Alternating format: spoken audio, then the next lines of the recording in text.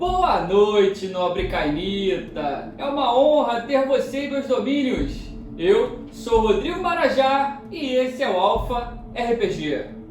Então, galera, a gente vai continuar a análise dos membros malkavianos mais importantes, principalmente para Vampiro a Idade das Trevas. E no vídeo de hoje, a gente vai começar falando do Dionysian. Dionysian, que era um malkaviano Matusalém, provavelmente de quinta geração, e que dizem ter mais de 3.000 anos de idade. Nas noites antigas, Dionysian era um famoso impostor que se passava pelo deus grego Dionísio. Ele, junto com os irmãos gêmeos, irmãos órficos, subordinou os cultos de bacanais da antiga Grécia e conseguiu ganhar seguidores entre os mortais. Esses irmãos órficos eram provavelmente Lino e Orfeu, também personagens da mitologia grega. Lino foi o professor de Hércules, do famoso Hércules, também conhecido como Heracles, ensinando-o a tocar lira. Em um acesso de fúria, ele usou a própria lira para matá-lo. Hércules era um semideus, filho de Zeus, e era meio irmão de Perseu, provavelmente vocês sabem dessa história. Já Orfeu, o irmão de Lino, era um músico, poeta e um profeta lendário na religião grega antiga. As suas principais histórias são centradas em sua habilidade de encantar todas as coisas vivas e até pedras com a sua música, e a sua tentativa de resgatar a sua esposa Eurídice do submundo.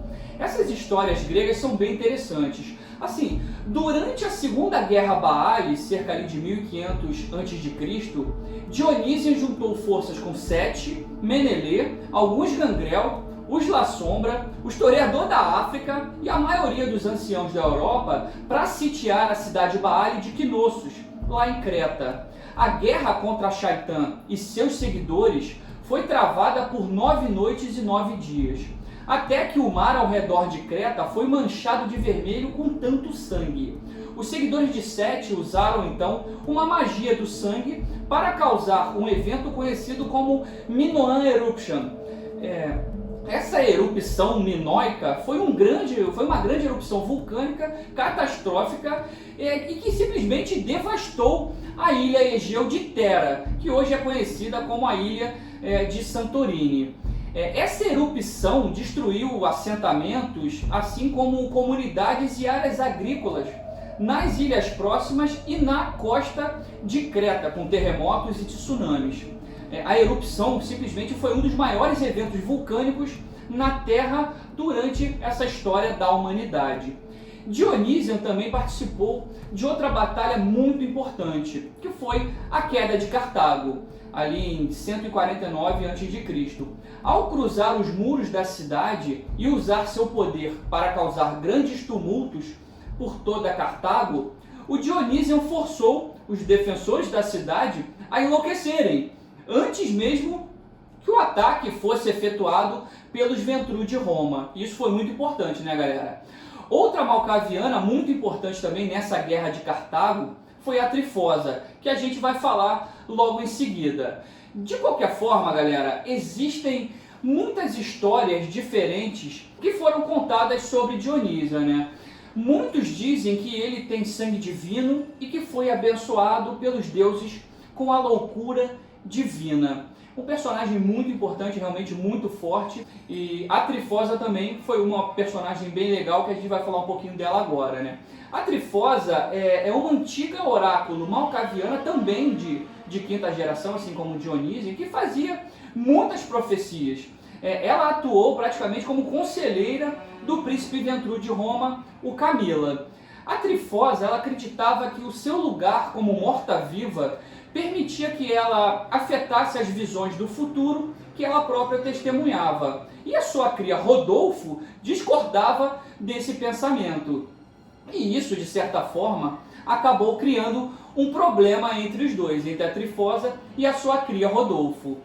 Foi Trifosa que aconselhou o próprio Camila a marchar contra os Brujá de Cartago e unir forças com outros vampiros para erradicar cada último traço de influência demoníaca na cidade de Cartago.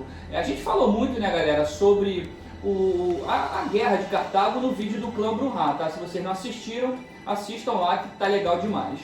Após a Convenção de Tormes, a Convenção dos Espinhos, vou fazer uma observação aqui, a Convention of Tormes, tá galera, foi um acordo de paz entre os líderes da Camarilla, os anarquistas e o clã Samnita, que foi feito ali em 23 de outubro de 1493.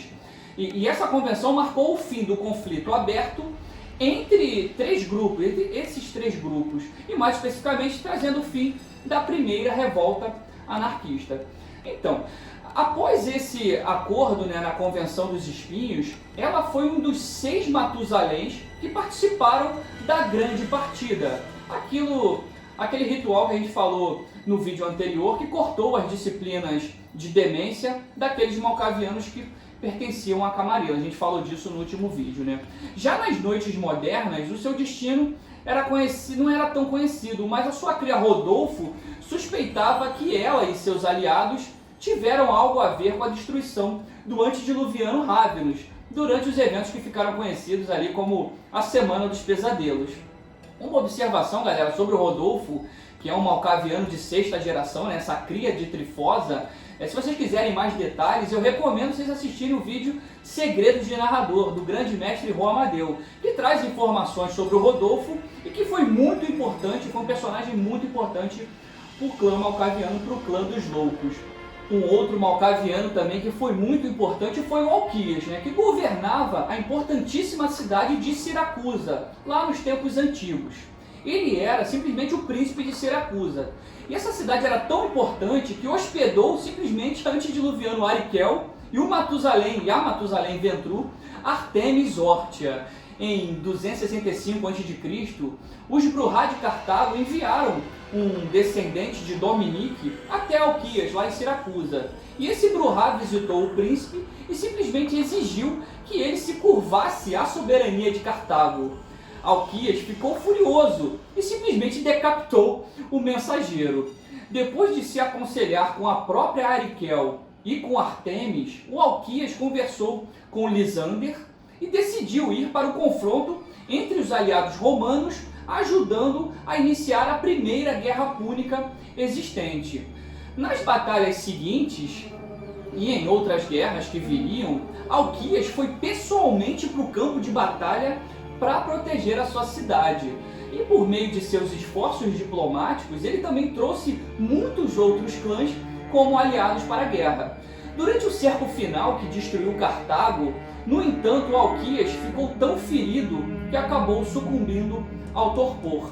Assim, vamos fazer 2 observações aqui, galera. Primeiro, Lisander, que a gente falou agora há pouco, foi um general Ventru de 5ª geração que comandou as tropas durante a destruição de Cartago. E a segunda observação que preciso fazer é sobre a Primeira Guerra Púnica, que aconteceu ali em 264 a 241 anos antes de Cristo, e foi a primeira de 3 guerras travadas entre Cartago e Roma, as 2 principais potências do Mediterrâneo Ocidental no início ali do século 3 a.C. Por 23 anos, no conflito mais longo e contínuo e na maior guerra naval da antiguidade, as 2 potências lutaram pela supremacia, principalmente em relação à ilha mediterrânea da Sicília e também ali no norte da África. Após imensas perdas materiais e humanas de ambos os lados, os guerreiros de Cartago foram derrotados. E é muito interessante a gente ver como a White Wolf pega esses fatos históricos e traz para o World of Darkness, mesclando acontecimentos verdadeiros com personagens do jogo. Eu adoro esse tipo de junção, traz um tom de realismo à lore do próprio jogo de vampiro. E um outro personagem bem importante, galera, que eu acho que vale a pena a gente mencionar aqui, ele não consta nos livros de Vampiro, a Idade das Trevas, mas é um personagem que eu julgo bem importante, é um malcaviano chamado Miguel de Lima, que é um personagem muito maneiro, interpretado pelo Grande Amarelo, que é um membro do canal Crônicas da Meia-Noite.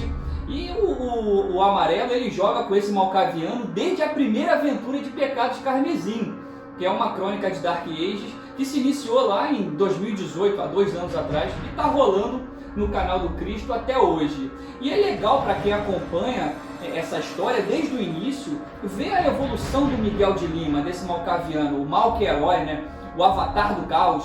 O Miguel que tem uma natureza manipuladora e foi agraciado, entre aspas, com a dádiva da megalomania. que vai muito além de uma mera perturbação psicológica. O Miguel de Lima, ele realmente sente sempre um ímpeto de ter mais poder dentro da natureza vampírica. Isso se reflete em sempre querer absorver a besta dos outros cainitas, por meio, claro, da diablerie. Toda vez que ele tiver a possibilidade de diablerizar alguém, o Miguel precisa testar força de vontade para tentar segurar esse ímpeto. Então, isso ficou claro, né, galera, até na 19ª sessão da segunda temporada de Pecados Carmesim, quando o Miguel de Lima, que era um malcaviano de 10ª geração, ele reduziu a sua geração para a 8ª, após diablerizar Monique de Bourguignon, que era uma feiticeira de 6ª geração. E também, em outros momentos da crônica, quando o Miguel teve que testar a força de vontade, até mesmo para não diablerizar sua própria mentora, né? Uma malcaviana conhecida como a Viúva, e que também é um NPC muito maneiro, que possui uma obsessão maternal como perturbação, e tem um monte de bonecos e bonecas bizarras dentro do seu refúgio. Até o próprio Miguel a chama de mãe devido a isso, né? Devido a essa obsessão maternal da Viúva. Assim, é maneiro demais, galera. Para quem curte Dark Ages, vale muito a pena assistir o canal lá do Cristiano Cristo, e poder ver o Amarelo atuando, o Matheus com seu Bruhá Armand, que falamos dele no vídeo do clã Bruhá. A gente vê também a Deza interpretando a Khadija, né, ou Catarina, que se diz ser toreador, mas na verdade todo mundo torce para que ela seja uma setita, né? E principalmente cria do humilde Amin, tomara que seja, né? Mas se for toreador também não tem problema. A Deza está interpretando muito bem essa personagem. Assim, e na primeira temporada de Pecados Carmesim, a gente teve a presença do Ghost interpretando o Padre Salamael Pedraza, né, o La Sombra. O Fernando NPC, que jogou de Alexia Draculeste, que era um dizimice, mas na verdade era uma Baale, né? E também o Sr. Ogro, jogando com o Gangrel Antônio Boreanas, também jogou bem demais. Então, galera, a gente precisa valorizar essa galera que cria conteúdo e se esforça para fomentar o RPG e difundir esse cenário medieval de vampiro que muita gente não conhece. Quer dizer, muita gente conhece, mas nunca teve oportunidade de jogar. Então é isso, acessem lá o canal Crônicas da Meia-Noite e se inscrevam no canal dos caras, porque é legal demais.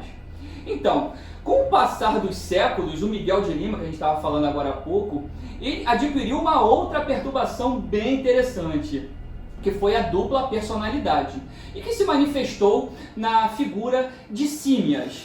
Símias é um erudito e um pedagogo. Já Miguel é um manipulador que se aproveita caso surja uma oportunidade. O Miguel ele não procura a oportunidade, ele está simplesmente solto no caos. Já o Símias já é mais ardiloso, ele planeja, ele traça, ele raciocina como alcançará os seus objetivos. E em Pecados Carmesim, a gente percebe que Símias quer a liberdade a qualquer custo. E a revolução que acontece é apenas um desdobramento dos seus objetivos. Então é isso, galera. A gente falou hoje desses 4 malcavianos bem interessantes no cenário de Vampiro, a Idade das Trevas. E no próximo vídeo a gente deve falar um pouquinho do Octávio, que é a voz de Kupala, falar um pouquinho do Anatoly, para poder finalizar também essa análise do clã malcaviano, tá bom? Galera, não esqueça de deixar seu like, por favor. Se inscreva no canal, tá? Isso é muito importante pra gente. E a gente se vê no próximo vídeo, tá bom? Um forte abraço e valeu!